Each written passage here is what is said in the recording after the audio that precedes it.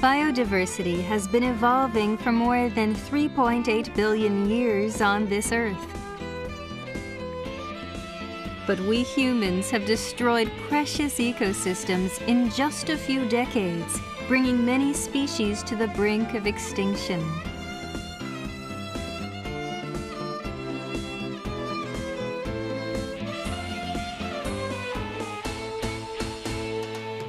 People living in developing countries who are dependent on subsistence activities are seeing their living standards deteriorate quickly.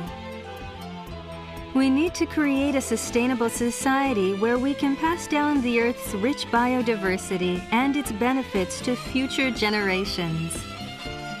JICA will continue to work hard to cooperate in conserving rich biodiversity in developing countries so as to achieve this goal.